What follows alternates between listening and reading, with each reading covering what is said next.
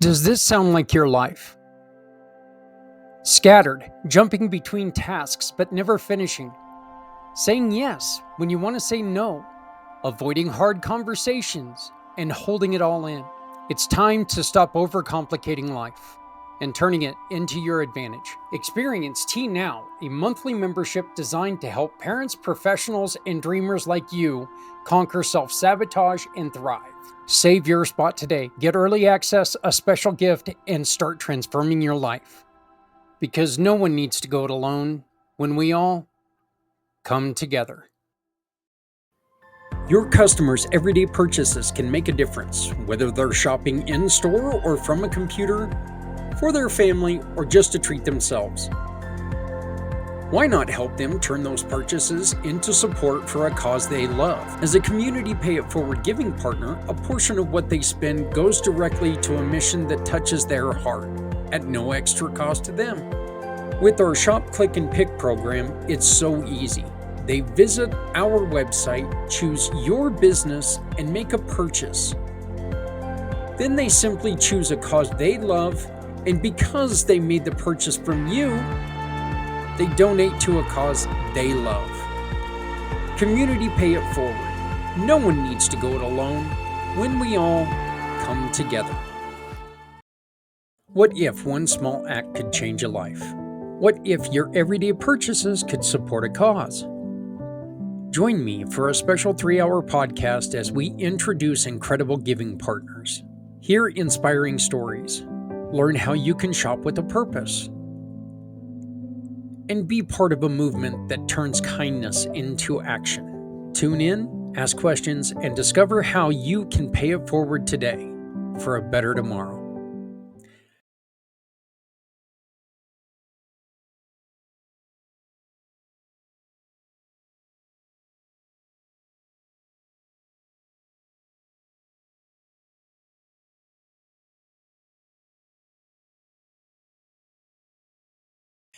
Imagine a world where small acts of kindness create a ripple effect of support. A world where financial struggles never stand in the way of hope. That's the vision behind Community Pay It Forward. After a life changing motorcycle accident, I saw firsthand the devastating impact unexpected financial hardships can have on families. That's why I started Community Pay It Forward, to ensure that no one faces these challenges alone. Community Pay It Forward is more than just a single program. Through Community Impact and PACT podcasting, people all coming together, we amplify the voices of those making a difference. And with Community Dare to Care, we provide essential goods like clothing, food, and school supplies to those who need it most, to the community, from the community, for the betterment of the community. With Community Pay It Forward, we support families, children, veterans, community projects, no matter where they are. We are not just providing assistance, but hope for a brighter future, not just for people in need, but for businesses that are out there struggling, trying to find a way.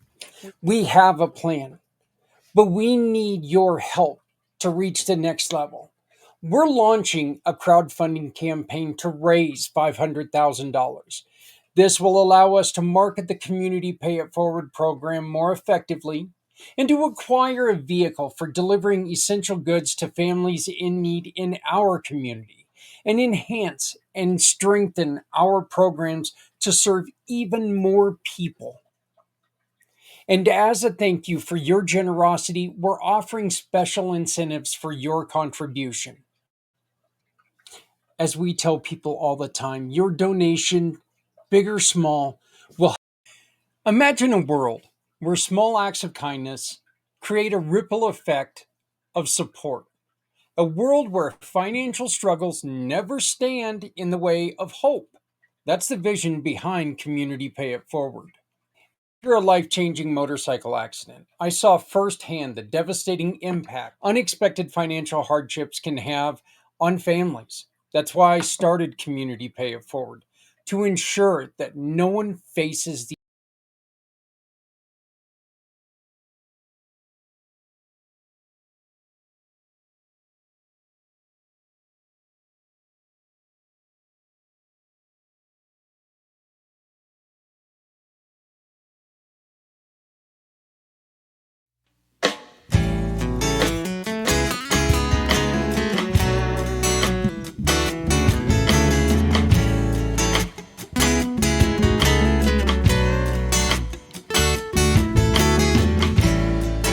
to a real fight wasn't right. Where can she dream here? Took a hold of her life, left at night, stepping out of her fear.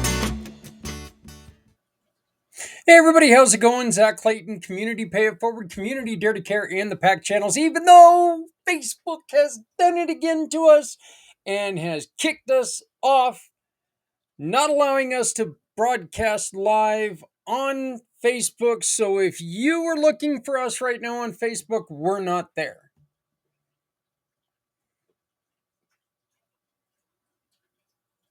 I just don't understand what the hell their problem is. Could have something to do with EV MOOCs. Who knows? Who knows? I'll tell you. I will just be honest with this. When it comes to it, I miss StreamYard for this reason. StreamYard had its problems, but man, this EV MOOCs thing with all the problems that we have broadcasting to Facebook pages, boy, I'll tell you, it's just kind of a pain in the butt. Anyway, I want to welcome you all to this another Wednesday night of Community Impact. Please, please, please support the program if you can.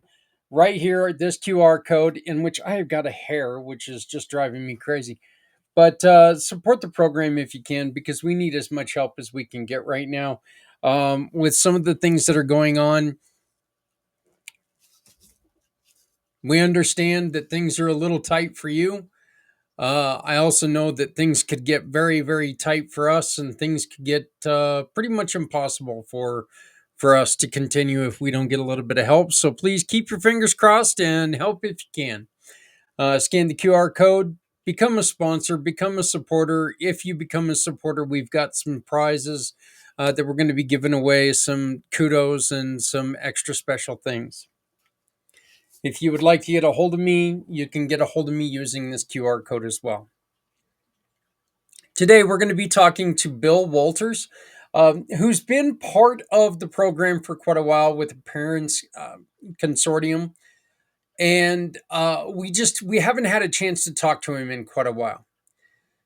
We're also going to I'm going to replay the episode that we did with Joel on Monday. And I'm going to do this because I really think it's important that right now we do our best. And this is a guy thing. Yes, women are guilty of it too, but not near as much as men. I don't hear a lot of women out there becoming classist or misogynistic or racist to the extent that we're hearing it from men. Knowing things and knowing everything is a problem.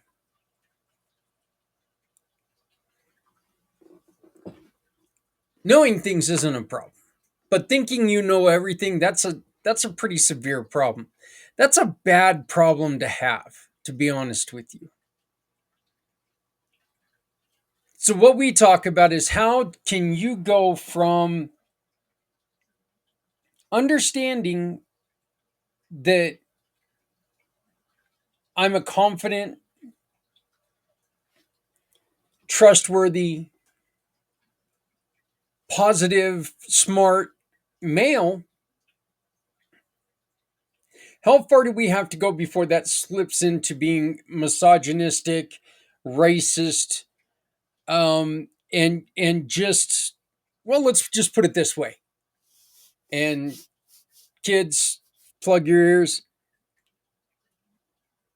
Where's the line between being confident and being an asshole? That's what we really want to talk about. We want to make sure that we're staying away from this. We do use two of the individuals that are in service right now in in this country. And folks, I'm going to tell you why. Because these two men don't give a damn that you think that way about them. They don't care. They both bragged about the women. They've all they both you know are doing stupid out front things that are proving that they have problems with other races. They don't care if you call them misogynistic, classist, or racist. They don't care. So yes, we do use Elon, salute Musk, and Donald Trump. We do use them as an example. Like their politics or not, I don't think any of us should aspire for our kids to grow up being like them.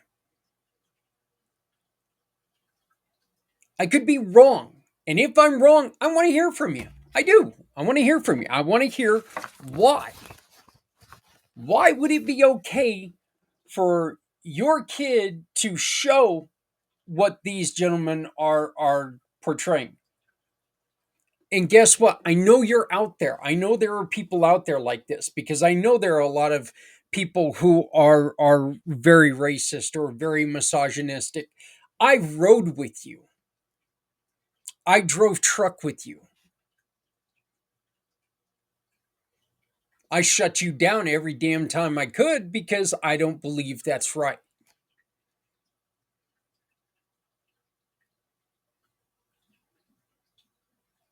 So we're going to play this episode that Joel and I recorded earlier in the week, partly because I really enjoyed the episode, and I really thought there was some great detail in it.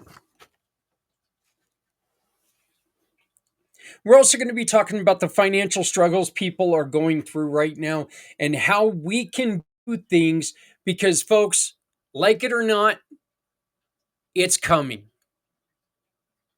There is a hardship coming. You've been warned. Both sides are saying it.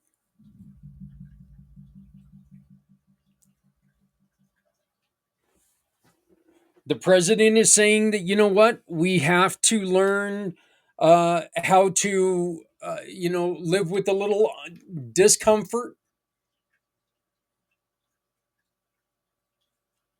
Of course, he also said he would have it fixed in 24 hours, but, I'm just saying. He's saying that because you know what? It's about to hit the fan. And it's not going to be fun for any of us. We need now more than ever to stop pumping people up in the government, being on one side or the other. And we need to stand up together and we need to sit there and go, you know what? I don't give a damn who you voted for. I can see you're in trouble. Let me help any way I can. That's what we need to do. We cannot continue to bash people. We cannot continue to hurt people. We have to stick up for each other. So, we're going to talk about some of the financial struggles that are going on and what we can do to help. And one of the ways that we can do this is by visiting our good friend, Mr. Bill Walters. And as soon as I play another spot or two, we're going to jump right into the interview with Mr. Walters.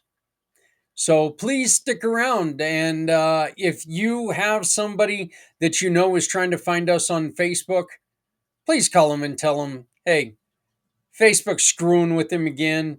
Join him on YouTube. I'm going to try to make a post sending people to you or sending people here, but we got to do what we got to do. Here we go.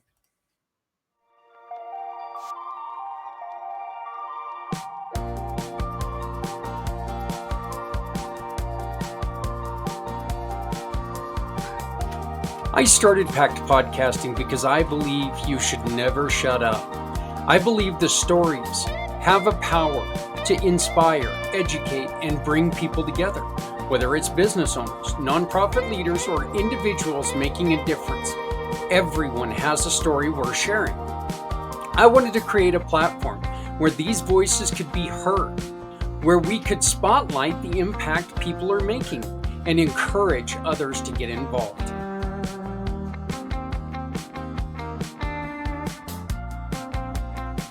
IMpACT, People All Coming Together podcasting, is a platform dedicated to sharing the stories of entrepreneurs, profit leaders, and change makers who are working to build stronger communities.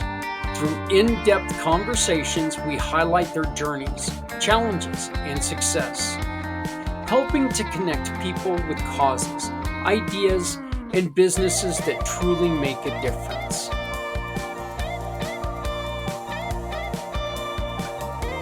Our goal is to grow IMpACT podcasting into a go-to resource for storytelling, networking, and community impact. We're expanding our reach, bringing in new voices, and increasing our production quality to make each and every episode even more powerful. In the future, we want to create more live events, collaborations, and educational content that empowers, educates, and gives people hope, allowing them to take action.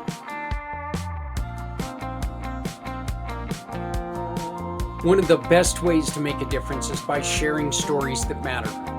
You can support IMpACT podcasting by listening, donating, sharing episodes, or even joining the conversation as a guest. Every story we tell has the potential to inspire someone to take action, start a business, support a nonprofit, or simply help a neighbor. Together, we can create a ripple effect of positive change. Introducing Shop, Click, and Pick, the simplest way to support those doing good in communities everywhere. We understand that shopping is a necessity, but with a slight adjustment, you can make a huge difference without spending any extra money. Here's how it works. Please visit CommunityPayItForward.us and navigate to the Find Your Partners tab. Discover our verified giving partners, which are trusted allies ready to meet your needs. Shop with any of the partners that resonate with you. Click a picture of the receipt or invoice, then pick the mission partner you wish to support and use their QR code to send the receipt directly to us. After that, all you have to do is sit back and enjoy your purchases, knowing that you've made a meaningful change for someone in need. Community Pay It Forward amplifies your business's impact by sharing the story of those who require your services, rallying support for those who need us all. Because no one needs to go it alone when we all come together. I haven't had a lot of time to talk to this gentleman. He and I are part of, have a partnership with the Parents Consortium. And we, as a mission partner, we're really proud of being just a small part of what they're doing with that. But Bill, you are now in the world of trying to take care of people financially in the long run. I'd like to introduce you to Bill Waters. What are you doing, Bill, with Transamerica? Well, Zach, thank you very much for the question. Currently, I'm meeting people where they're at in their walk of life. So if they're leaving corporate America to start up their solo or entrepreneurship, if they're coming out of military service and they want to get started with a roadmap to success, I help them by creating a game plan. And simply put, we talk about that 6 letter curse word called a budget, and we create a budget that someone can live with. And inside that budget, we create a budget for the future in retirement so that they get a today budget and a budget in retirement. And I do this absolutely free, meaning that you meet with me and I give you my time, effort, and experience since 1991 in helping people create a roadmap. Now, in that process, once we look at what you have in place versus potential needs or gaps in your protection, we then concentrate on either saving money income tax free, which is not a Roth. We concentrate on removing stock market risk from savings so that if you experienced time in the last few days of March and you had a 20% loss in your savings or 10% loss, when you're with me, we put a floor in that protects you from losing money. So you only stay positive. And so when you add those two aspects or pillars in retirement together, tax-free accumulation and removing stock market risk, and as an average double-digit growth every year, people have a win-win combination that really prepares them for retirement. What are some of the mistakes that people make when it comes to retirement that can easily be remedied? So there's a couple of mistakes. The first one is that um, if you have money invested in the stock market or a 401k and you say it'll rebound, what that really means is that you are waiting for you to get back to break even, which sometimes could take anywhere from 3 to 5 years. So there's ways to eliminate that. Uh, Another mistake people make is they're not saving enough or a percentage of what they are bringing home on take home. They're not putting into some form of savings. And one last mistake, which many people just are oblivious to, eating meals out, buying coffee out. Now, I'm not talking coffee from McDonald's. I'm talking coffee from a national company where you can do the same exact thing at home. If you just eliminate coffee out to once a week and meals out to once a week and do your meals at home, um, it's going to be a huge savings in your checkbook or your savings because it's the cost of food right now is so high, but that cost going out to dinner for a family of four is always going to be $100 in today's market, right? Whereas that same meal prepared at home probably costs you around 20. So think about the savings.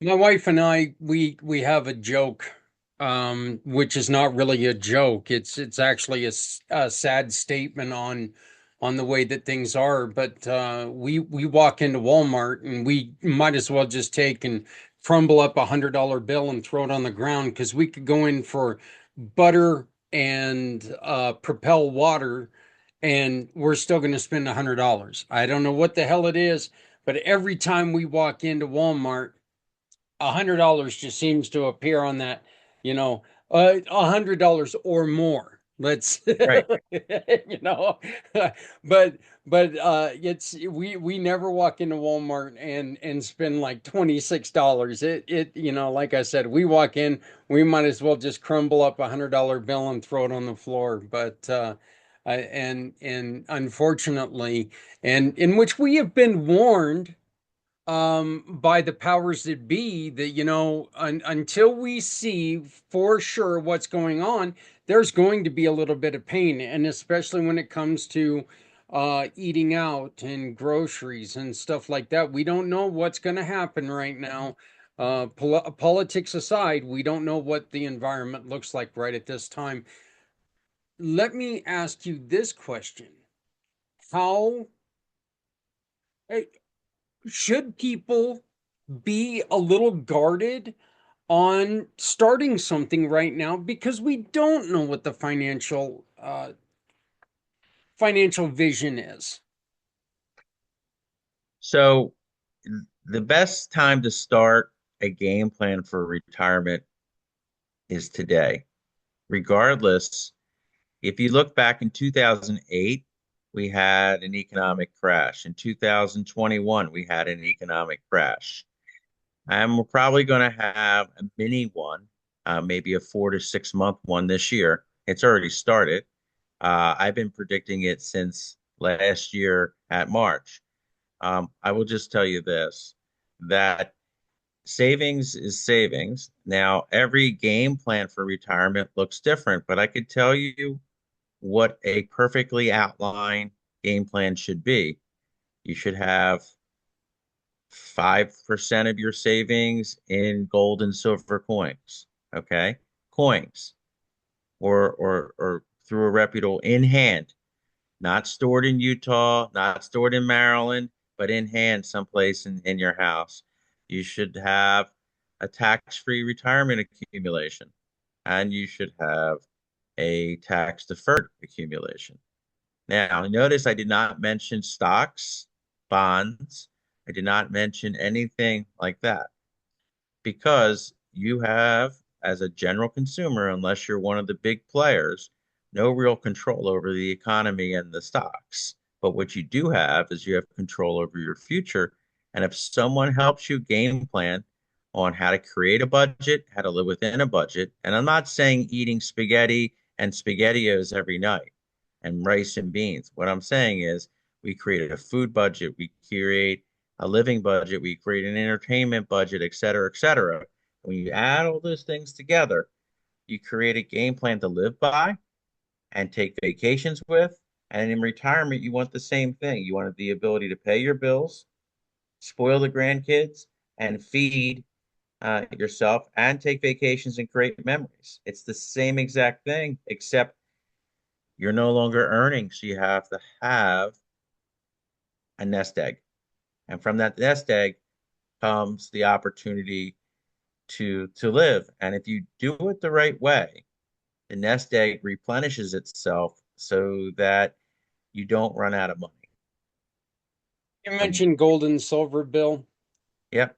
Tell us about gold and silver. Why is that such a smart move? Well, um, I think it stems from the fact that it's a physical, tangible asset you can possess. But there's only so many reputable people. So, um, and I am mentioning gold and silver in two forms, in coins and in um, 1 ounce bars, right? That's how you don't want to go to a pawn shop or somebody you don't know to buy it, right? You want to go to someone reputable. And as an advisor, I can refer you to the proper people, and they will, and they're reputable, and you get certificates of authenticity, and it's registered and it has value. So it's either way. So silver is underpriced, tremendously underpriced, and I think you'll see that market take off. Even though gold is extremely high price right now, um, we're looking like we're heading towards a gold-backed dollar, and even one step further, we're looking like a gold-backed dollar that's going to be virtual. Okay, so you kind of want to protect yourself and have some assets in hand. Uh, and again, that's something I can help you with as far as leading you down that road. We ever at risk of what happened in the 40s where it was illegal for Americans to actually hold physical gold in their households? The government came and they took the gold and they paid you for your gold. Don't get me wrong. They didn't just steal it, but if you had gold, they needed it, and so they procured the gold from all the families. Are we at any risk of anything like that happening again? Well, no, yeah, we're not at risk for that as of right now. Plus, um, what I'm suggesting is gold coins, and Right. silver coins, and they don't and won't know how much you have and where it's stored, and you don't have to now. If they had actually happened, they would have to look at jewelry, right? And melt down the jewelry and give you the value, and you would have to produce a certificate saying this is what I paid for it. If they want to pay you for it, go ahead. You can always replace it. So it's not a big deal. I don't think that that's going to happen. I don't think we're going to get to anarchy like that. But I do think that silver is way undervalued, and gold, even though this is hard for people to fathom, is also way undervalued, and it's going to continue to rise. So, um, but in retirement game planning, only 5% of your game plan should be that maximum. What is the value of a 1 ounce of silver right now? Do you have 1 ounce of silver right now? Is that what you said? Oh, what is the value of 1 ounce of silver? Oh, so the trading right now for silver, it's been fluctuating up and down. Okay. But I could tell you that its potential value within the next 5 years could go up as high as $150 an ounce to $180 an ounce. Um, the current the current marketplace for silver fluctuates between, say, and just because I don't know when people are going to be hearing this, between 30 and $50 an ounce. Okay. It Um, can fluctuate. Okay. So it's not a big ticket item. And that's why I'm a big fan of silver, because most common folk can afford silver. Okay. Most people cannot afford gold per ounce, right? So, but silver is very affordable. what about other precious metals like palladium and platinum? So they don't have as much, to the right person, they have value, right? But for day-to-day expenses for common folk to have, and common folk means those people who are earning, and you ready for this, less than $250,000 a year are common folk. Okay. It's the people that earn more than that are going to have the need for that other type of metal. Um, I'm not a big fan um, of those other metals. I'm sticking it to just gold and silver because there's too much market fluctuation, and most people don't understand their uses of those other metals. Okay. Um, so we've got 5% in gold. What's next? What's the next thing that you want them to concentrate on in their portfolio?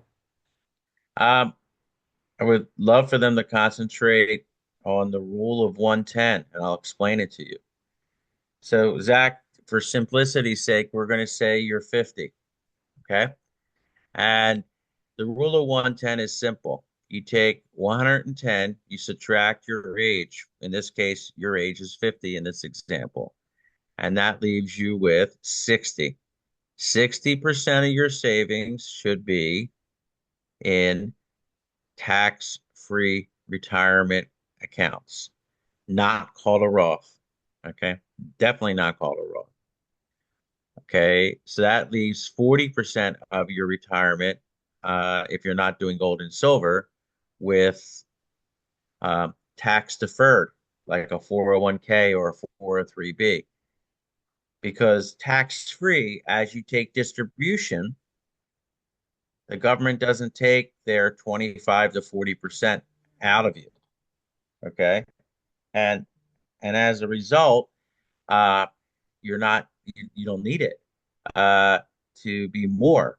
Whereas if you have a tax-free retirement account, what you earn is what you keep, and the government doesn't get their share, right? So when you have more in tax-free accumulation, the better you are.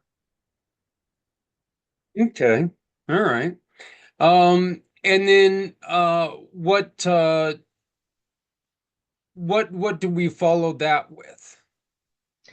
So when you look at a game plan for retirement and you have, say, 5% in gold and silver coins and 35% in a 401k or something similar to that. And if you're with me, you would transfer that 401k without tax repercussions into a self-funded pension. Okay. And once you create that self-funded pension, that money essentially grows dramatically in the next 10 years. Uh, and you have the tax-free retirement account. So then people say, well, what am I missing? Well, depends on your means. You could be missing real estate. You could be missing long-term care planning and your game plan for retirement. You could be missing creating a legacy for your grandchildren. Um, so they have something to look forward to. So it depends on the wherewithal and economic feasibility, but there's always gaps to fill in, and it depends on your interest, what you want to invest in. Okay. Okay. And you mentioned not that you don't do like that you don't suggest a lot of the market and stuff like that. Is that just because the market fluctuates too much?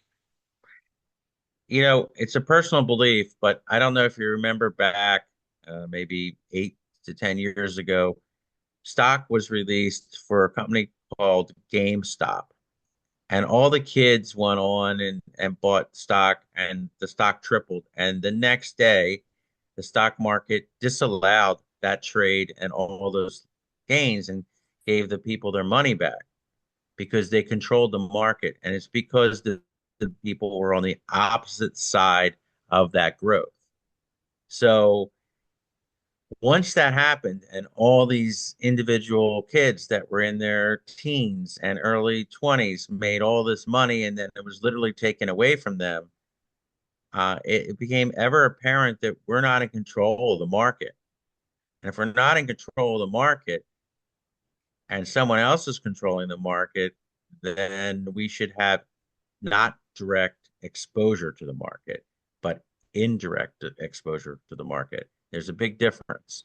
So by not having direct exposure, you're limiting yourself to not losing money, right? And by having direct exposure, you're going to have the fluctuations, and it makes no sense why stocks go up and down, right? And so if we're not in control of the market, if it's not logical that if they record a year and the stock goes down, why did it go down? Right? It's because people that are in the know are on the wrong side of that ledger and they're betting against them. So you don't, if you don't have direct control, you kind of want to limit your access to it. Okay. Yeah, that makes sense. It is kind of scary that you know, the example you just gave, that is kind of scary how that works, that somebody else has the control of all that and you're kind of stuck at their whim. Bill, how do people get a hold of you? It's easy. First of all, my cell is always available, which is 267-278-5062. 267-278-5062. My company name, even though I am a part of Transamerica, uh, is called Perfectly Imperfect Families, plural. So it's www.perfectly, perfectly, imperfect, IMPERFECT, families, plural, FAMILIES.com. You can book an appointment there. My consultations and budgeting advice are complimentary. So I want to help everyone achieve a little nest egg or a big nest egg, whatever they're capable of doing. But I want them to dream a little bit bigger because once I help you, you'll actually see tremendous growth and great potential. People need to have prepared when they come to talk to you. Um, an open mind and an open heart are what they need to have to be prepared, because I do outside of the box thinking and discuss positive mindset.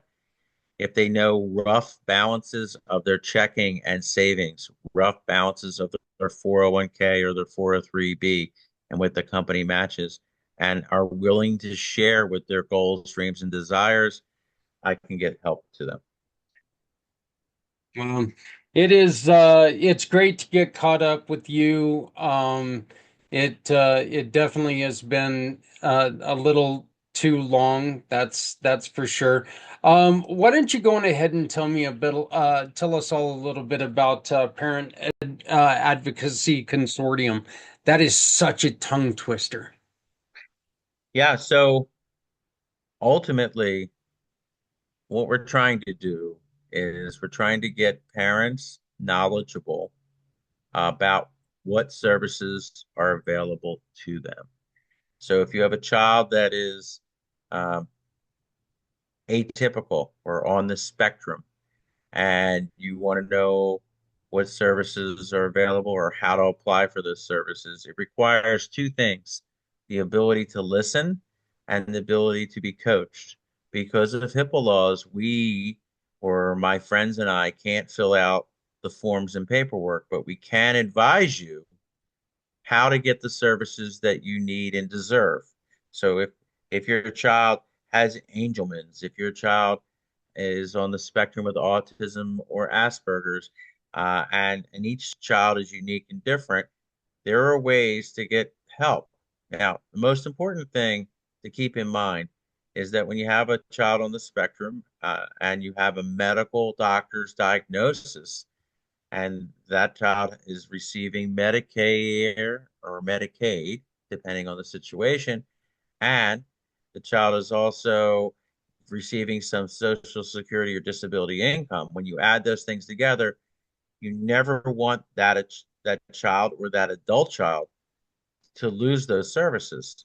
And that's where it comes into play of having a special needs trust and protecting those assets. So it's really important to have preparation so you don't lose those services, but also there are these unique things called a waiver, which are available, in which the state pays you directly for caretaking, you, the parent, for caretaking care of your own child. And that could be for as much as 30 to 60 hours a week, depending on that situation. And that money that comes in could make a huge windfall for you for happiness because it gives you some disposable income for just being a parent. So just keep these things in mind uh, and and allow yourself to be open to change and to get help. You know, Bill, one of the things that I do remember was the why when it came to PAC. Why were you part and I know that you worked with a bunch of veteran parents. Why did you guys start PAC? Well, it's pretty simple. My daughter was and is on the spectrum. My dad uh, served in the armed forces as a Navy guy, and um, he was one of 18, and 16 of 18 served for our country. And so freedom doesn't come free. No. And a lot of times, people's memories are awfully short, that people sacrifice uh, their their time, their life, their family life, their their future for our freedom. And there's no real way to express your gratitude for their efforts and service other than to try to give back or to pay it forward.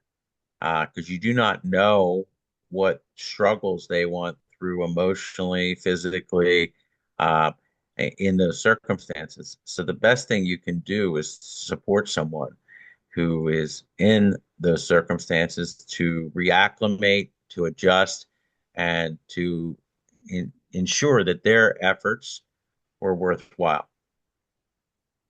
Um, it's it's such an important program because it helps parents navigate through some very tough times, and it helps them get to where they need to be, and it helps, well, exactly what it says, advocate, make sure they're taken care of. So, Bill, one more time before I let you go, how do people get a hold of you? Yep, it's Bill Walters, 267-278-5062, or www.perfectlyimperfectfamilies.com. All right, and if you would like to support Parent Advocacy Consortium, God, I cannot say that this morning. But if you would like to support it, this QR code that you're seeing in the corner here is their QR code with Community Pay It Forward. Scan that QR code, and when you scan that QR code, a portion of your purchase will go to support their program. So, Bill, I would like to thank you so very much for you being here. Let's keep in contact. Please, if you have anything else that's happening, would you come back and let us know about it?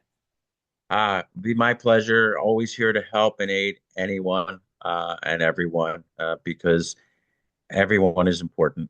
And without having a proper mindset, um, it doesn't work. So we want to uplift, encourage everyone to be the best versions of themselves. Yeah, I love it. I love it. Well, thank you, my brother, and we'll be talking soon. All right, take care.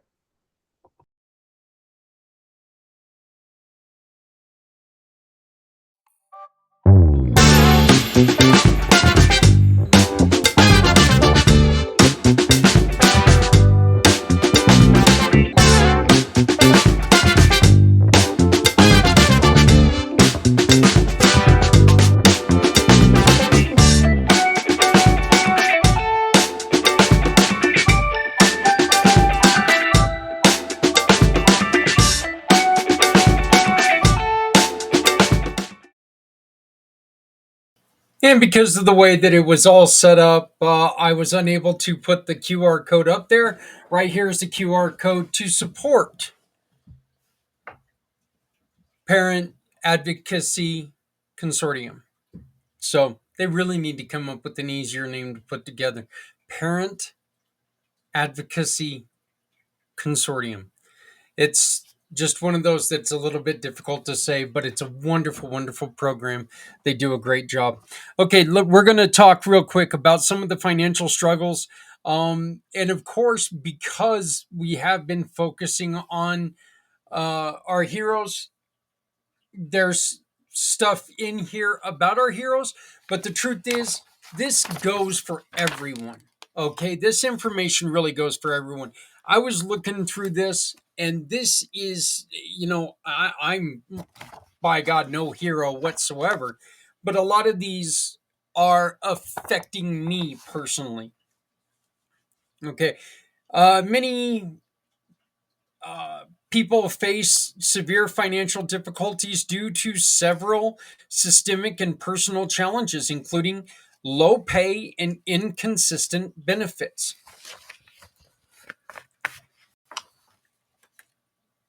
Jumping back and forth from job to job is another thing. You lose your benefits. Yeah, having company benefits is great and everything, but make sure that you're protected. Make sure that you can try to see that they transfer over. Make sure that you get yourself set up in a better way, in the best way possible. Always have something else to fall back on. Don't just think that, you know what, I've got the company life insurance, that's good. I'm not going to name the company. I should, but I'm not going to name the company. And unfortunately, this is something that happens more than not. Okay? I've seen this happen at a lot of places.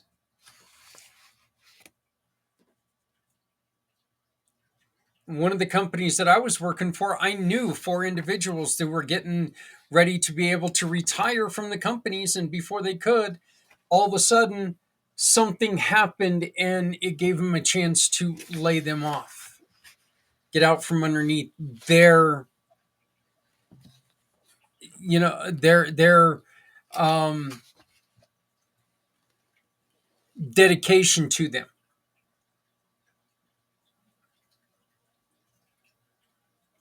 There was nothing more disgusting to me than seeing that happen. Seeing people that worked for these companies for 30 to 35 years, and this is hard labor. This isn't, this isn't sitting there, playing stupid video games at your desk. This is actually working physically long, long, hard, hot, windy, cold, windy, rainy, windy hours. And seeing stuff like that happens, knowing that now, yes, at that time they could depend on Social Security picking it up, but you got to remember, and this is really hard to take. If you have a job where you're working a huge amount of overtime, that does not reflect in your Social Security.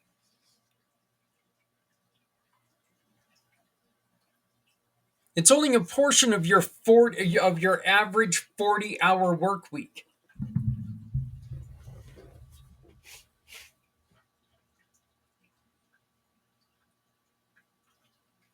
And it's quite a shock to the system when you get that first check and you're like, oh my God, this check I'm supposed to live on for a month is what I was making for a week. In a week. And I am telling you, there is nothing that is worse than having that realization. And if you're with a company that you don't have a backup plan, you could really be in a lot of trouble. So always make sure that you have a backup plan. Always make sure that you have something else set up for yourself, for your family. As Bill was talking about, gold, silver, diversify. These are things that you really need to make sure that you have.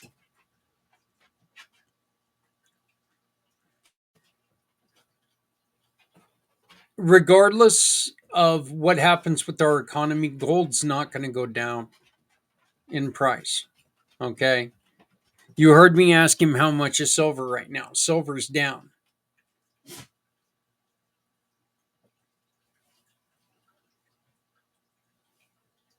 But he also said that before too long, silver could become 3 times, 4 times, 5 times what it currently costs. So I think right now is a good time to make a purchase of silver.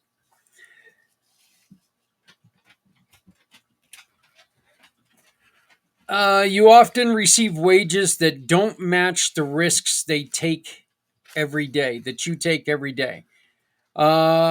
Transferring jobs may struggle with job placement and inadequate pensions. Again, this is if you've worked at a place for a long time and you find yourself being laid off, it's going to be quite a shock to your system. Medical expenses, a lot of times these benefits, as we were just talking about, they do not transfer over. And so you're sitting there, you're stuck there. And I know a lot of times in the blue collar world, gray collar world, you've got a 3-month block where you don't have insurance for those 3 months. So you're on pins and needles for those 3 months going, geez, whatever you do, don't get hurt now. This is a huge one that really hurts people. And this is one of the reasons why contacting people like Bill, like Geneva, like all these other financial coaches that we have in the Community Pay It Forward program, is so important, because lack of financial education is, look, it's damaging. It's very, very, very damaging to you and your personal life. If you don't know how money works, you don't know how money works for you. We all know how to spend money. Spending money is the easiest thing in the world. It's a lot of fun sometimes. But it's also not the smartest thing in the world. Again, just taking and blowing everything that you got just because you got it, that's, it's a little dangerous. Trying to move from one position to another one, or if you're looking for a job and coming out of these schools where they say that they're going to place you, one of the problems is, do you have the skills, the real life skills that people are looking for? I know a lot of times, again, I'm not going to be specific, but I've heard it from tons of people. How, well, I went to this school and I got this training and all of this happened. They said they were going to place me and they gave me suggestions on where to go and look, but they all wanted real world experience. Now, when it comes to the veterans, fire, first responders and our heroes, I'm going to say this to all business owners right now. If they are responsible for the most up-to-date technology in the world, they can run your equipment. Okay? So anybody who tells a hero that they need to go in and get a degree to learn how to run a piece of equipment when they have spent the last at least 2, if not more years, training on the best equipment in the world? Come on. Come on. Let's get real here.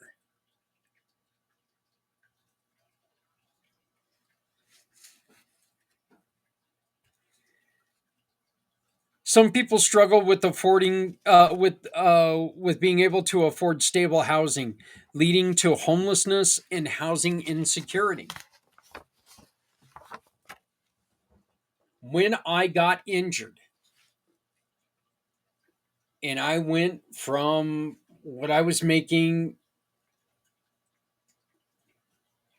once a month, what I used to be making every week, you had to try to figure out, wait, this month, am I going to pay rent, or am I going to pay for all the electricity and everything else and have to go back and pay all the late fees and do all this other stuff?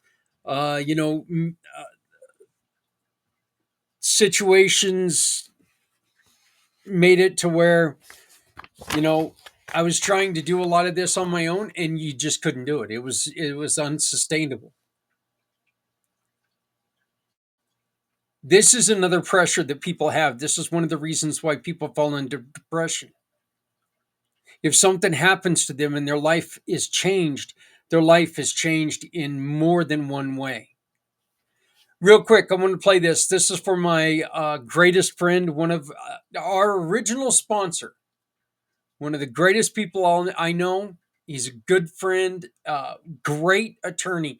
If you are in the Colorado area and you get hurt, this is a man who, instead of putting his face on commercials telling you how many millions he's got, he puts his money behind causes, behind missions like Community Pay It Forward. This is a little spot for my friend Scott O'Sullivan.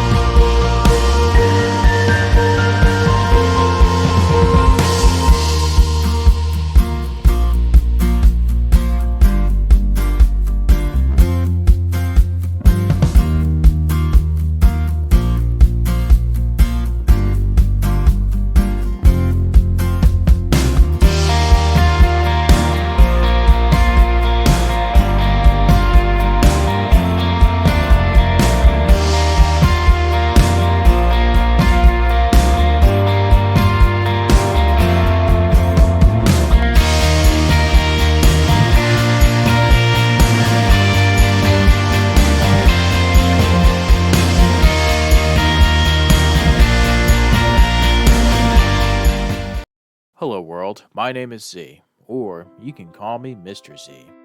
I am a web developer, and I am also a consultant at Z World Webs. My one goal is to develop custom websites that are specifically catered to your organization's needs. I completely understand that building a website is an exhilarating, exciting, and significant step in connecting with your audience. Your organization has Z potential to make a meaningful impact, whether it's supporting animal rights, advocating for equality, combating human trafficking, or honoring the brave individuals who have served our country. Your mission is too important to be held back by the challenges a website can present. And I am here to ensure that your website works for you, not against you. Whether it's maintaining, developing, or redeveloping a custom website that is specifically catered to your needs. And with that being said, I would be more than delighted to learn more about your organization and, of course, develop a website Z World is waiting for. Thank you. Along with the housing problems, of course, that leads to stress with the family. Stress with, family strain. The stress of financial hardship can lead to family breakdowns, increasing in mental health struggles, and reducing overall being wellness and being.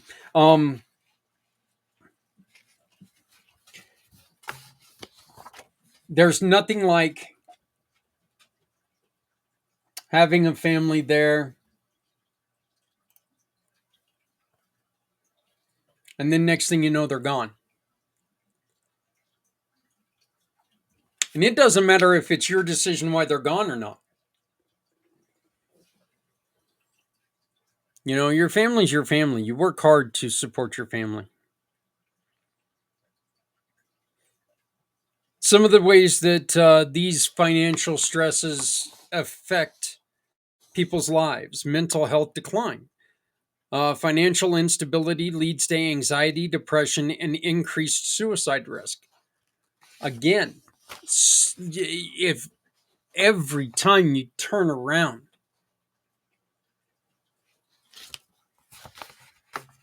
I've said this a million times, I'd go through that accident every day for the rest of my life if I would have been able to send my son on that trip to Germany, Switzerland, and Austria.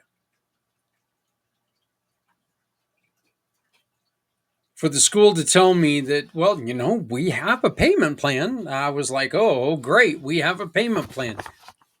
Still got to have money to make a payment plan. Increased debt, crippling debt. Many rely on credit cards or loans to survive, trapping them in cycles of debt. That includes those high risk cards. Those things are such a trap. They look great at first. Hey, we guarantee you $500. Of course, you only get like 425 of that. But then they turn around, and once you default on them, they're wanting 900 plus for that $425. Loss of purpose. Some struggle to find fulfilling work after leaving a job or after an accident or and not being able to go back to be who they were, leading to an identity crisis.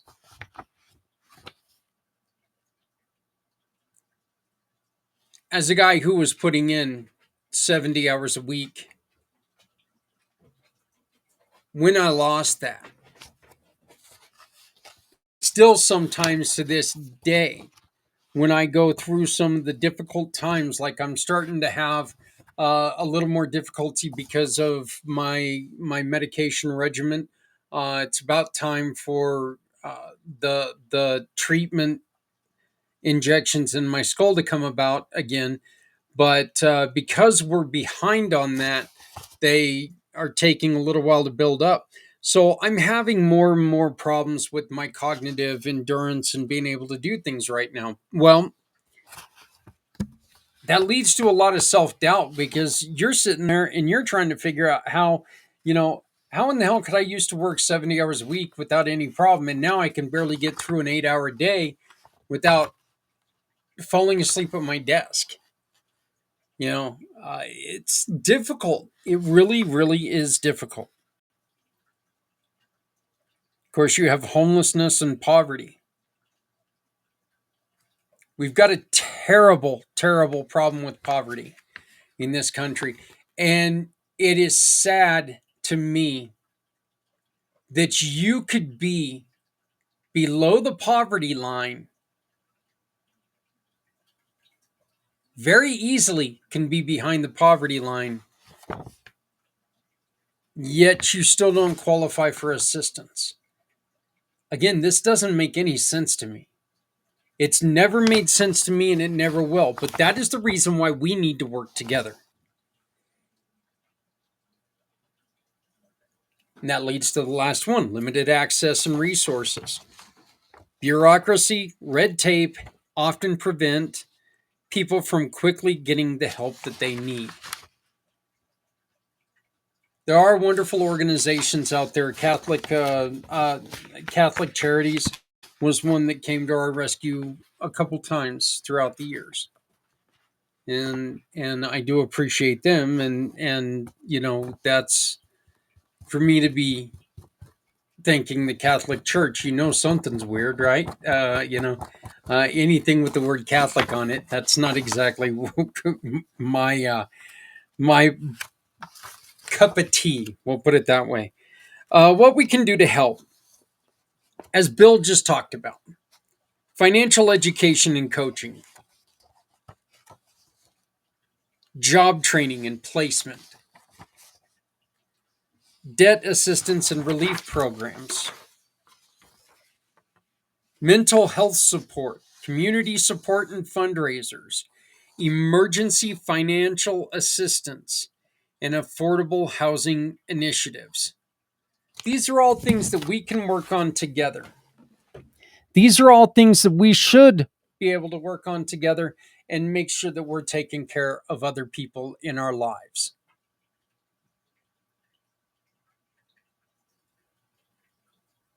We can do this together. We just need to do it. We just need to do it. One way that you can support people is tell them about the Community Pay It Forward program. They need a little bit of help. Maybe they're going through something tough. Call them. Tell them, hey, you know what? Why don't you go and check out Community Pay It Forward? It doesn't help right away. And you have to put in as much work as anybody else to make it happen. But it's a way that we can support you simply by turning business into a donation. Your customers' everyday purchases can make a difference, whether they're shopping in store or from a computer, for their family, or just to treat themselves. Why not help them turn those purchases into support for a cause they love? As a Community Pay It Forward giving partner, a portion of what they spend goes directly to a mission that touches their heart, at no extra cost to them. With our Shop, Click, and Pick program, it's so easy. They visit our website, choose your business, and make a purchase. Then they simply choose a cause they love, and because they made the purchase from you, they donate to a cause they love. Community Pay It Forward. No one needs to go it alone when we all come together. Pulte in the middle. He is in the UK, and technology sometimes just doesn't work well. There's a lot of times I don't like talking about a lot of politics or political aimed conversations, but I really think this one's important. Our guest is Joel White with Rewired for Men. How you doing today, Joel?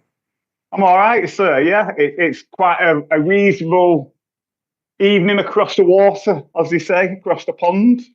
Yeah, so the sun's out, but we'll see what tomorrow brings. It might not last. So you know what's funny, Joel? It was 70 plus degrees yesterday. Beautiful, sunshiny, wonderful weather here in Colorado. Right now it's 40 degrees and just raining like crazy.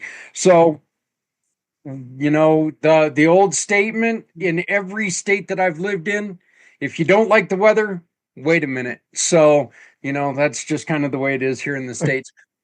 Like I was mentioning before, we don't like delving too far into politics. I don't believe that your political belief is who you are. I think that your political belief is part of what you believe. I don't think anybody's got it all right, and I don't think anybody's got it all wrong. But my question to you today is how, as men, do we navigate the waters of being seen as a misogynist, but still remain confident? Because there are so many things that, with the disintegration basically of DEI and all this other things. I still don't think there's a lot of men who just want to go out there and go, women need to be in the kitchen, and those that are out there, shut up. You're wrong. Women should have rights too. Okay? So, and if that pisses you off, I'm sorry. I am sorry. But it is hard sometimes to I had this question, or I had this conversation with a really good friend of mine, Sabrina Morris. Love her. Okay. And my question to her is okay, DEI, I can understand why it was in place a little bit, but if you are not a racist or a sexist individual, you should hire the best person available. Mm. And I think that if we would take that extra step as business owners and we would say, this is why I chose this person over you. If next time a job opens up, if this is what you get, it would give you an extra, it would give you a step ahead of everyone else. So I think that if we took away DEI, it's not a terrible thing as long as we were open to hiring everyone and we could explain to people, I didn't hire this person because he was a white male. I hired this person because ... And if you would do ... that would give you an advantage over everyone else. And I don't care who you are. So how do we navigate between misogyny and confidence? I think for me, because we were reflecting on that before, being confident is being assured of yourself, being confident within yourself. So, there's that phrase, quiet confidence, where a person just has that sort of thing to them where you don't have to be rah, rah, rah, and out there and, shouty, shouty. You can just kind of tell. It's really interesting when you see people like, or you even experience it yourself, almost like a knowing who you are, having a solid foundation, but necessarily having to prove yourself. And I think when the more you see people being misogynistic and out there and rah, rah, rah, the weaker the foundation that they actually have within themselves, the more threatened they actually are of other people. And a lot of the work I do is around unconscious beliefs, what's going on in the background. And if people are carrying unconscious beliefs like I'm not good enough, I'm the problem, I'm broken, I need fixing, I'm not worthy of success, the more than likely perhaps we'll find them acting out misogyny, trying to prove themselves to others who can shout the loudest. And when you touched on this before, I'm not into politics in this style, but it's interesting watching the individuals who are supposedly up front and centre in the roles that they're doing. And very much, we touched this a little bit, what we see at the moment with Donald Trump and what we see with Elon Musk, that's very misogynistic in regards to how they are portraying themselves, in regards to what they are saying and their body language. It's quite intimidating and threatening, but behind all the shouty, from my personal opinion, where people agree with it or not listen to this, I think there's very weak men there. I think there's men at their foundation level feel that they are less than, that they feel threatened by other people, that they feel broken. Yeah, somebody would go, oh, look how much money they've got and they're rich and this. And yeah, I get it. You can still be one of the richest people in the world, but still inside think that you're worthless and no good and weak and all the rest of it. Your bank balance does not determine your ability as an individual. And I think, again, this is all connected. A lot of men that I work with, Zach, and I don't know if you come across them, they have really interesting ways of how they define success. What I find with a lot of men is they define success as an external thing. The size of their car, their house, their bank balance, the wife that's on the arm, the jewelry that they wear, and all that links into the suits that they have and how they portray themselves, being shouty shout and all the rest of it. But all that's external. And as we've seen, I don't know what's going on in your country at the moment, but there's been big changes over here in businesses about national insurance and how much they pay people. And a lot of businesses are going bust. And some of these individuals have been like the big I am with my business and multi-million. Within a week, they're gone. They're filing for bankruptcy. And it's really interesting to see how that impacts on those individuals of being so external about success. And, when going back to what we talked about Elon Musk and Donald Trump,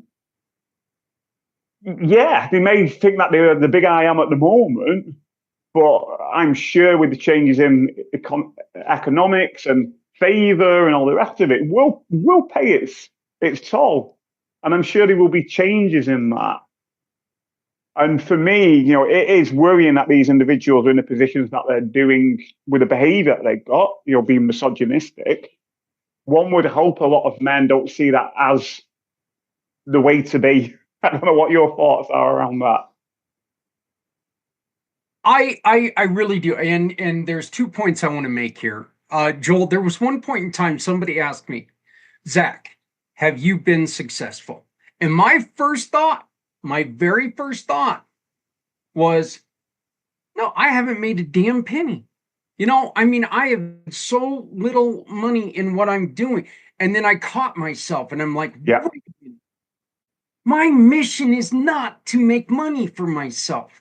My mission is to help other people. And by God, we have helped other people. Yeah. So I stopped myself from lying to not only that person, but lying to myself. And I turned around and I said so confidently, yes, I have been successful because, damn it, I have helped people.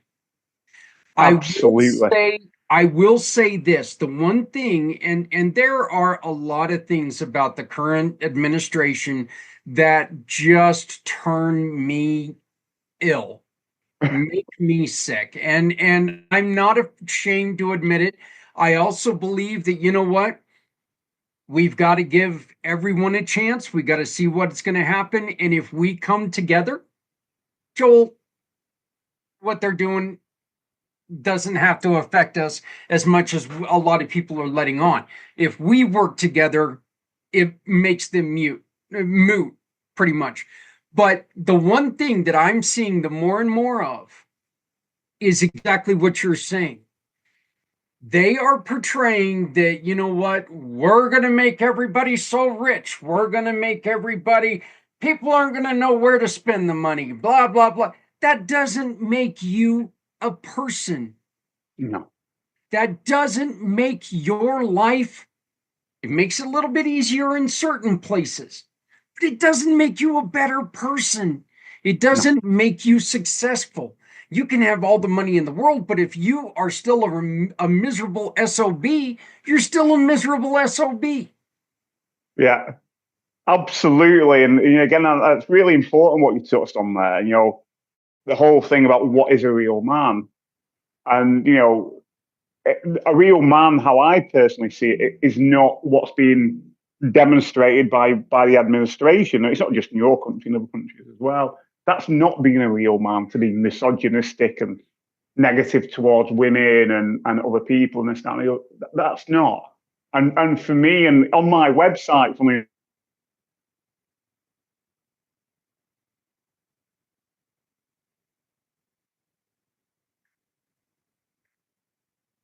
Seems like we lost Joel for just a moment. And hopefully we're going to be getting him back here real quickly. But I did just want to, go on ahead and say, look, the truth is that, and I'll bring this up with Joel again when we're able to get back with him. But I really think one of the things that's going on is we can take and none of us have been good to everyone we've met. None of us. We have all had problems with some of the people that we've met before. All of us have done people wrong at one point in time or another. Okay, there's none of us that have been angels, none of us that have been perfect. Ye of religious faith believe there's only one person who's been perfect for his entire life, and he died on a cross for us. Those of other persuasions don't, just don't see people as perfect. The truth is that every single one of us have made that mistake to where we haven't treated people like they should be. It's one of the reasons why I try to tell people, just remember that, you know what, you need to love other people out there. If you've got the hoodie, give somebody that feeling of humanity. And if the hoodie doesn't fit you, give it to somebody else who's struggling, who's out, maybe sleeping outdoors, maybe just a little down on their luck right now. And that hoodie could give them that confidence that, you know what, I feel better. At least I'm warm now. I'm not, we give them food that we've cooked for ourselves that we absolutely do not need. That gives them that feeling of, hey, you know what, I got a meal today. It's not everything I need, but it helps me today. That's so important. So this was really not an attack on any political side. So those of you who think I'm attacking a political side, you're wrong, because I'm not. Because there's a lot of things that, you know what, when it comes to it, I truly believe that that one side is going to say that we should or shouldn't do something. That in my belief, I believe the country is that America life, you should have the freedom to do as you please, as long as you're not hurting other people. I really think that, I mean, yeah, we've got laws, yeah, we've got all these other things, but I really do believe that the American way of living is, do good, lift yourself to where you need to be. You don't need to have a bank account of $1 million. You can live like a millionaire and only have $52 in the bank. You can live the best life that you can imagine if you, just live within yourself. I really think that if you focus 100% on, well, I got to have more money than my next door neighbor. Well, if that's your entire focus in life, you're going to go through and you're going to do things that you're probably going to regret.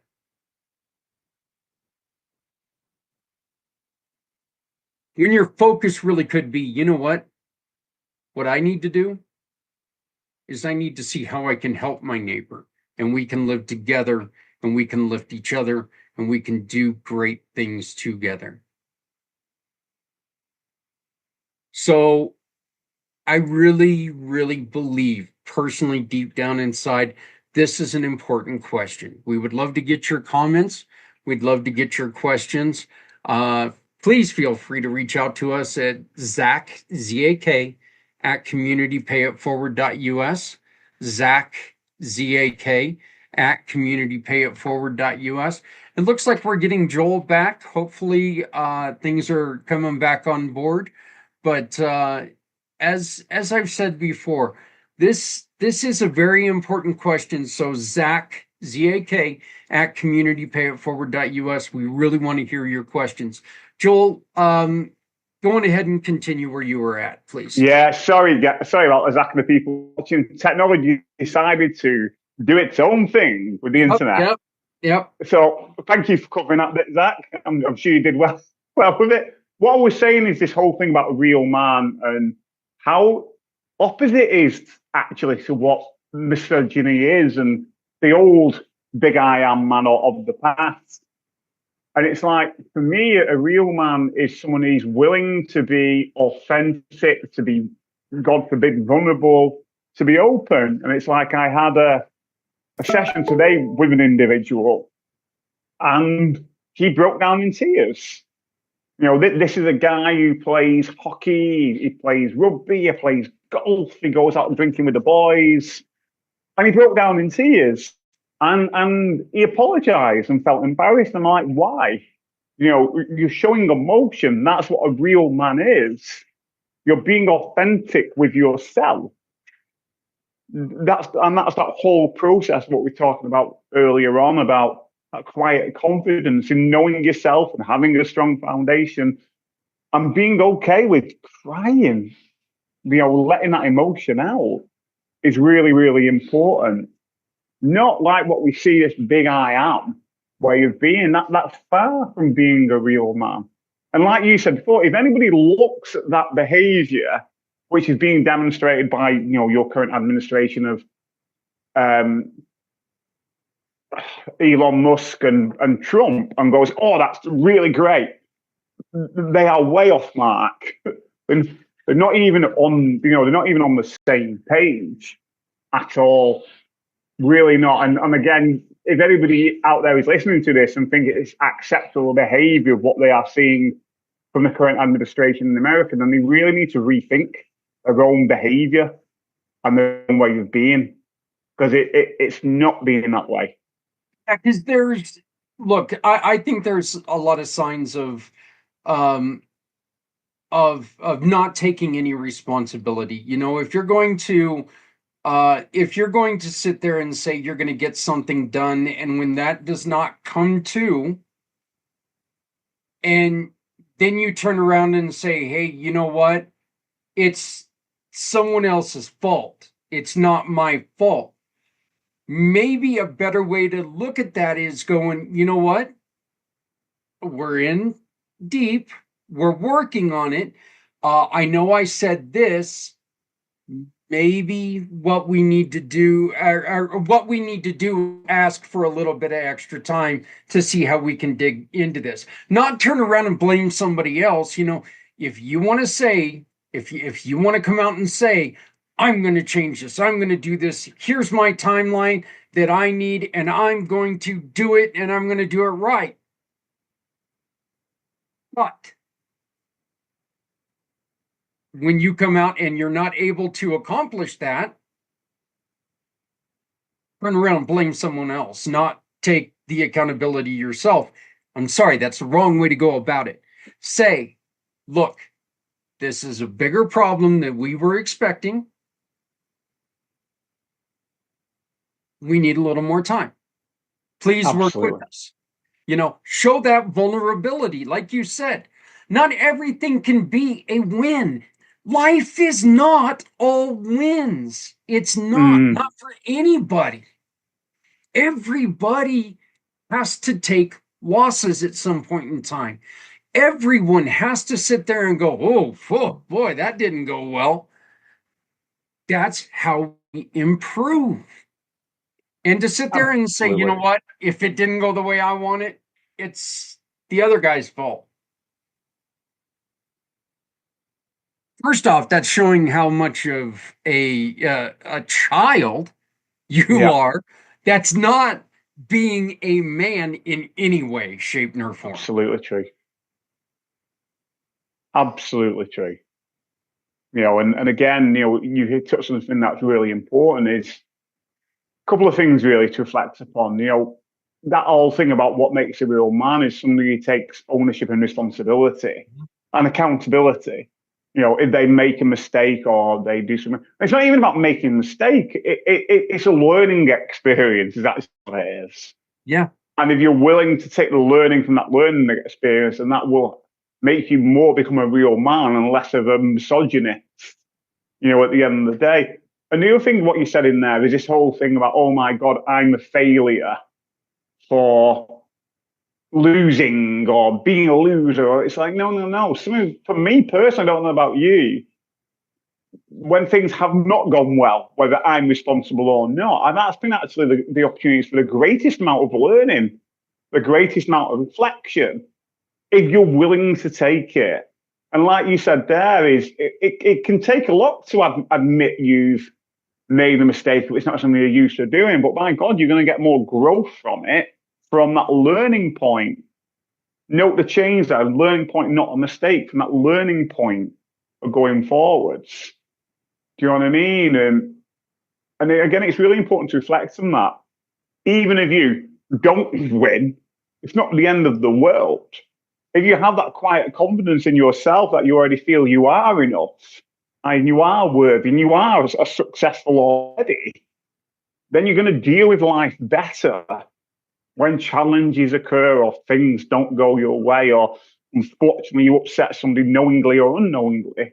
You'll be able to deal with it better coming from that place with that solid foundation than if you are displaying misogynistic behavior and more than likely in the background you're coming from a very poor foundation.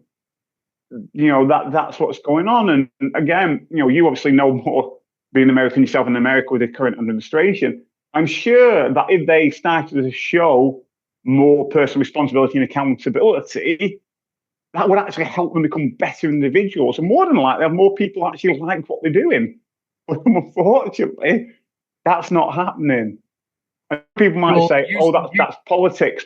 No, these are people. Yeah, it's nice of you to say that, me being American, I have more of an idea of what's going on. And there ain't nobody who knows what the hell's going on right now, but to be honest with you, but and I just want to throw to people, okay, here's an example of what I'm talking about. Again, it does sound like we're going after the current administration, but what I want to say is here's one example of how this is not going after the administration. This is nothing about who they are or what they're doing. I made the admission a week ago that I am currently having a very serious personal struggle with prescription medications because of having dealt with pain injuries now for over a decade, and now living my life without those pain medications has become really problematic. Not only do I have to deal with the pain, but I also have to deal with, if those pain medications are gone, holy shit, I've got the chills, I've got, nervousness, mood changes, all that other stuff. I've become dependent on these drug medications, okay? But if I were to take and say, these damn doctors, they've made me, they've gotten me hooked. They didn't do this. They didn't do that. Where it might be, there might be truth in that. There is truth in that. But those doctors were not the ones shoving the pills down my gullet. I have to take the responsibility that this struggle that I'm going through right now, it's on my fat ass. That's not on anybody else. That's on me. I need to take the action to wean myself to find a solution to my problem. And I will never be able to find my way clear of what I'm dealing with until I can admit I have at least as much blame, if not more, than anyone else. I have to do this, right, Joel? Absolutely. And what you've clearly demonstrated there is what a real man is, Zach. And hats off to you. And I mean that. That's what a real man is. And just picking up on something you said earlier, which is again clear, it's not that we are picking on the administration and using them as a negative example, but it's clear in what people can see on the TV in regards to what we're relating it to and talking about.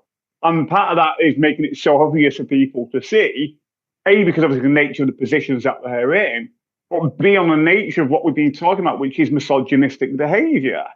Mm-hmm. It's a classic, it's a classic example of what we're talking about. It's plain and clear to see.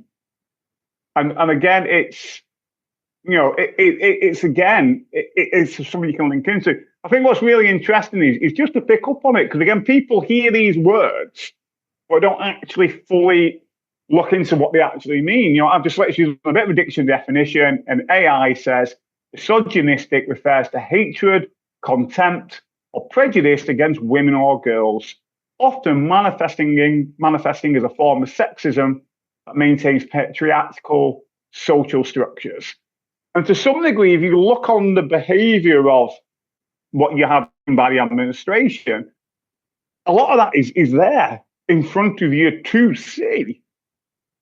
And I think that's, again, really important reflection point. This is not me and you singling out the government and saying blah, blah, blah. This is a clear example of what we're talking about right here, right now, and how it completely contrasts what it is to be a real man.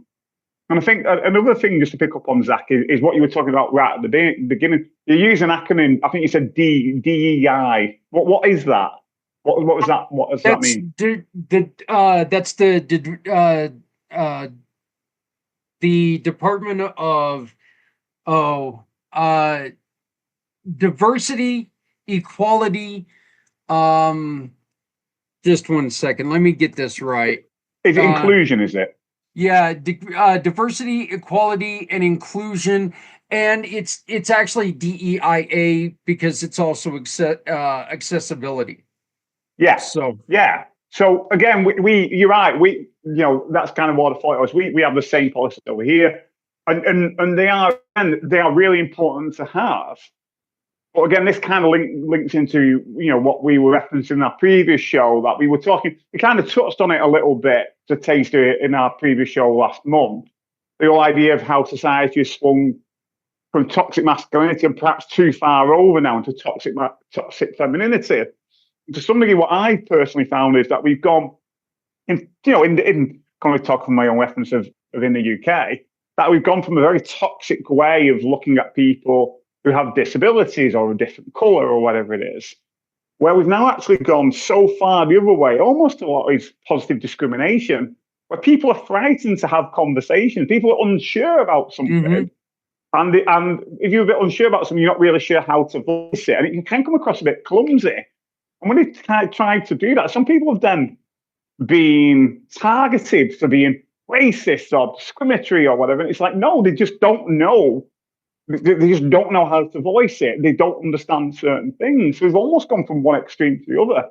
And like you said, I don't care if you're black, green, blue, purple, white, red spots. If you've got a job that you need somebody to do, you're after a specific skill set, aren't you? And I think, unfortunately, the society we live in, where people are so frightened about, oh my God, I've got to employ that black person, or that brown person, or that green person, or spotted person. I don't care. But that person might not actually be the right person for the job. And that's just going to be just detrimental to everybody, isn't it? Yeah. And I mean, you know what? We have gotten a lot better in a lot of cases when it does come to seeing people as equals. I mean, if you think about it, back in the days of, our ancestry, if somebody was born with a disability, they were left out to be eaten by wolves. But the truth is, you know what? I mean, you look at people who, hell, there's a form of autism with Elon Musk. He is autistic. Okay, guess what? He has been able to take and work with his quote unquote disability, and he's become one of the most successful financially men the most successful financially man in the world. So, for us to take and sit there and say, hey, look at this person, they've got this, they've got this struggle that they have to work with, they're useless. BS, man. That's throwing, that's crap. If we as business people do not look at people who have ability difficulties or abilities that they have to work around, we cut off potential clients. Of course. So, one of the questions that I was going to ask you when we unfortunately lost your connection is this. And this is a statement I made, and I'd like to hear your opinion on this. Yeah, go for it. And misogyny does fit into this, but there's also, classism and racism and everything else. We have looked at other people in our lives, every single one of us, it doesn't matter who it is. Every single one of us at some point in time has looked at somebody and downplayed who they are, and we have lifted ourselves above them. So we cannot throw stones at everyone, but it's really, it's really becoming apparent the ones who are not just lifting themselves above other people, but see their way of manhood as continuing to climb above them and leaving these people in the dirt, right? Yeah, and that also goes into what we're talking about. The more insecure you are at the foundational level, the more you are driven to prove yourself to yourself and other people. And if that means stepping on somebody to do it, then you'll do it because you're so weak at your foundation. That's what happens. And again, picking on what you said, Elon Musk has got autism. He's done really well to get to where he is, and he's been one of the richest people in the world. But that doesn't give him the right in his behaviour of what we've seen and how he conducts himself. It doesn't. And again, sometimes people have run foul to that. They've had their own difficulties, whether it's learning difficulty or physical disability, whatever, and they've done really well. But that doesn't mean that then it's okay for them to turn around to somebody else and point the finger at somebody else. It's not. That's just as unacceptable from that degree. And I think that's also an important point, to raise and bring in. We are all individually unique in what we do and the situation that we have. And for me, I myself, I've been diagnosed with dyslexia, I've been diagnosed with ADHD. I don't see myself as suffering with these things. I see myself as living with these things. I also see them as part of who I am. They don't determine who I am. And it's down to me and how I want to utilize them. For me, my take on ADHD is very much as a superpower. I feel there are certain things about how my brain, because this is about your brain, and how my brain has adapted from things that happened to me perhaps when I was young.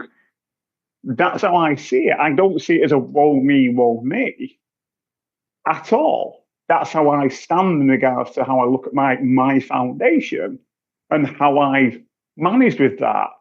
And for me, if I look at it that way as something to live with and being aware of it and having a superpower, and at times there is a bit of kryptonite, if I'm open to seeing all that, that makes me more of a real man. That gives me a stronger foundation. If I choose to not look at it and not take responsibility and accountability, I'm denying myself from becoming a whole person or real man or whatever it is. Oh, yeah. Look, you don't have to like other people's decisions, but that doesn't mean that you're right and they're wrong. There's still, we are in, I dread the thought of saying this. We are still in a country of freedoms, okay? As are you. We are in a country of freedoms, and people are allowed to, and I've said this so much, it makes me sick to repeat myself, but I wish to God I knew everything I knew when I was 16. I'd be the smartest person alive. Nobody could tell me a damn thing at 16 years old. I knew everything there was to know. If I knew half of what I knew at 16, I would be a brilliant person. I've grown into knowing I didn't know squat when I was 16. Okay. I could possibly have been the dumbest person in the world at 16, but I knew it all. Yet I've been able to grow as a person. And I don't ever want to be the person who thinks that he knows everything. I don't want to be that person, because the day that I see myself as not being able to learn, that's the day I want you to throw my butt in a box and seal it, throw it in an oven, and call me a goner. I want to continue to learn. I want to know more about what you've experienced, who you are, because that is what's exciting to me. Our differences are what makes life exciting to me. This fascination with everyone being like everyone else, that just makes me sick. That's just gross. Yeah, absolutely. Yeah, I couldn't agree more with that. And again, it's interesting, and I think you sort of touched on it a bit. This whole idea of what equality is. Equality isn't about everybody being exactly the same. That's not what equality is about. Equality is about seeing people with their differences for who they are. That's how I see it. Not everybody being exactly the same and wearing the same clothes, because history has taught us that doesn't work, and that's been tried in various countries around the world. And again, I'm not going to go into that, but it hasn't. It doesn't work. We are individually unique. At the same time, we can coexist, alongside each other. And again, something what always comes back to me, that as far as I'm aware, in certain indigenous cultures in the world, particularly with men, they won't start leadership training until the man is at least 40 to 45 years old, because they believe as a man, you need that experience to make mistakes and get it vastly wrong. And by that point, you've got some lived experience to work with. And I feel part of that initiation, because that's what we're talking about, almost lacks in our society. And again, we kind of touched on this before in previous months, and today when we weren't filming, that a lot of those rites of passage, as it were, of initiation done in a respectful way, it doesn't seem to really exist anymore. Particularly in my society. Whereas I guess the people will say, "Oh, we do initiation." Yeah, that usually involves drugs and women and alcohol. That's not initiation to be a real man. That's not about real man at all. Do you know what I mean? We don't seem to have these rites of passage anymore. And I think it sadly lacks. I think if we had these traditions still, because it did happen in our cultures a long time ago, or if we actually integrated some of that from other cultures that do that around the world, I think you would see more real men with solider foundations and less misogynistic individuals as men. Don't get me wrong, you get women who are like that, but obviously we're here talking about that from a male perspective today. I think there would be a lot less, very much so. Well, like I said, I like this conversation, and it's kind of funny how it came on, because when we first started talking about this, I asked you if you had anything that you wanted to talk about. You started telling me what you wanted to talk about, and I just got a giant smile, because I had this question written down, and they were so in line with each other. It's like going, "Oh my God, have we been doing this show for years now, or what?" We're starting to think like each other. So, but I really appreciate where this show went, and I do. You know what? I know this show's going to this episode's probably going to twist some knickers, if you will. I mean, this show is going to make a couple people. Well, you can tell they're, well, let's just put it. You can tell that they're leftists or whatever. And you know what? You're wrong. You're dead freaking wrong. Because I do also believe, like I just said, you know what? When it comes to it, age limits are not a terrible thing. So, you know, I mean, if I was allowed to do everything that I wanted to do when I was 16, oh, my life would be terribly, terribly, so much worse. So, Yeah, I you know, couldn't agree more.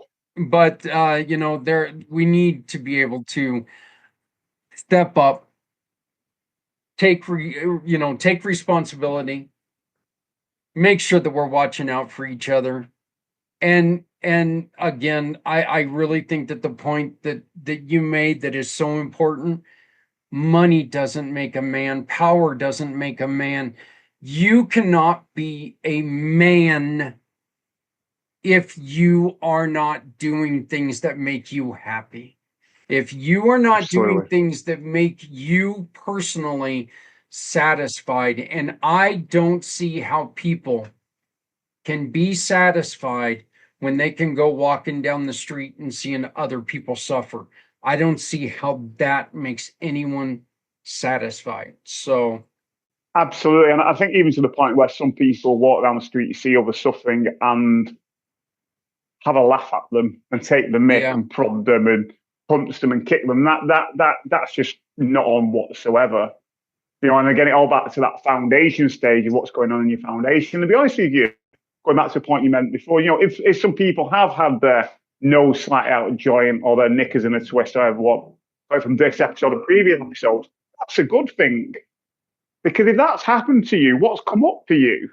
What's come up as an emotion for you? What's come up as a belief? Because something's been triggered in you for that to happen. So perhaps be curious in your own emotion about why that's the case. And also, as we always say, Zach, towards the end of the show, if anybody's got any comments, questions, or concerns, hell, write in. You know, put them to yourself. They can contact you. They can contact me. Come on the show. We'll be more than likely happy to have you, whether you're good, bad, or ugly. Come along. yeah. So, You know what the truth is? That we're not inviting you to come on the show to debate you. We want to come on. We would like you to come on the show so we could give you a voice, so we could understand you. Because if there's something that you see that we're saying wrong, we want to find out what we're saying wrong.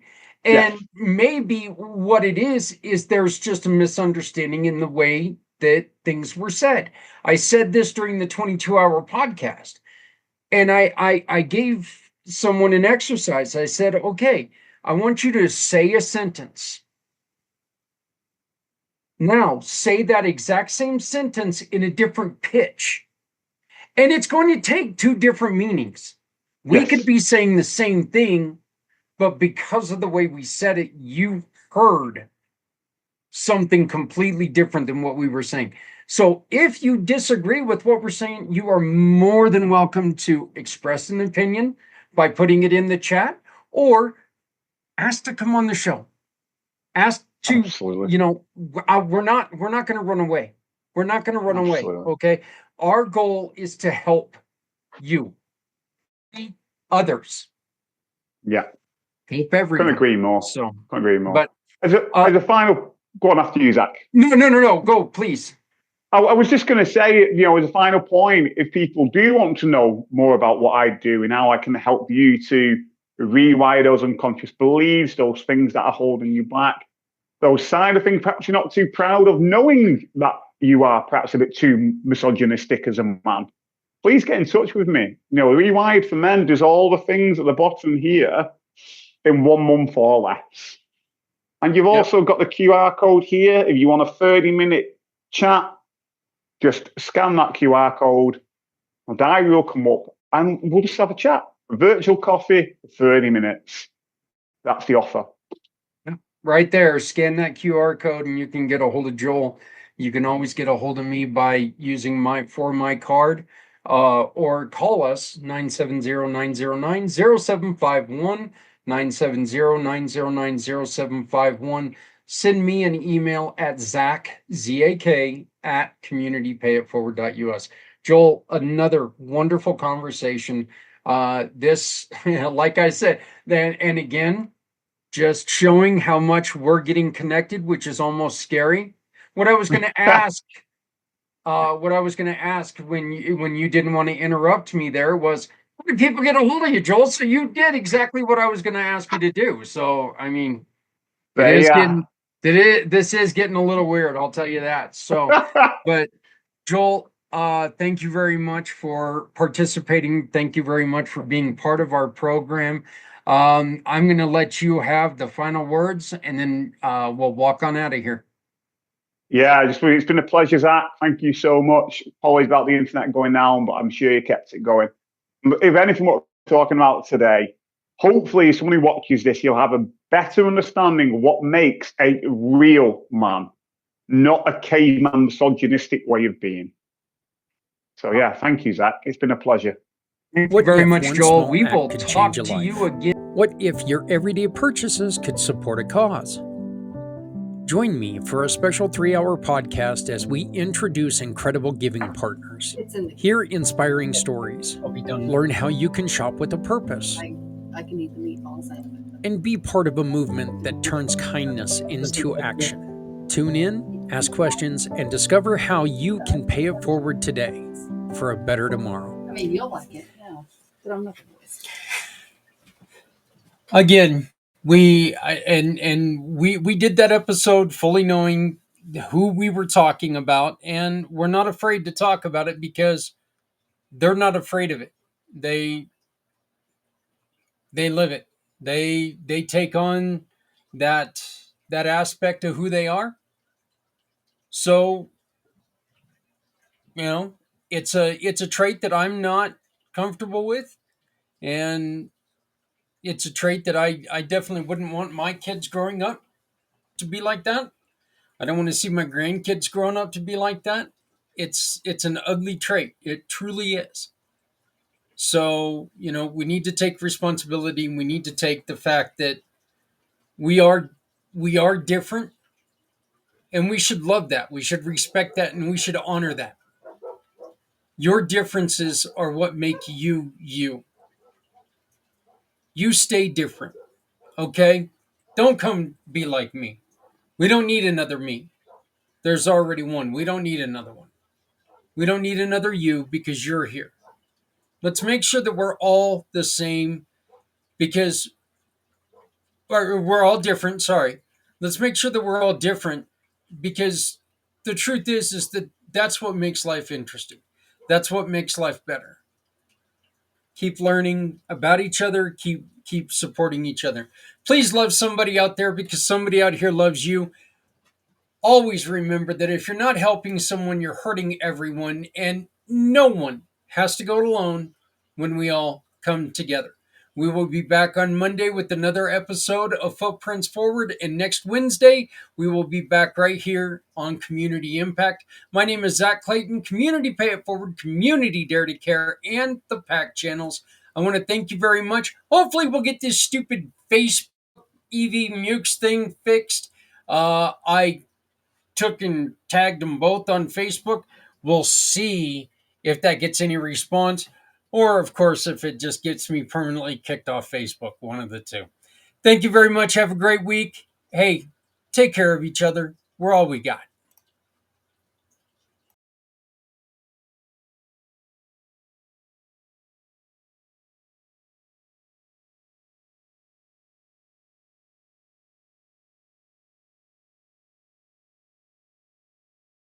Show me the way. You wanna hold the heart of Sunset Boulevard. Bring me here, 'cause it's not quite clear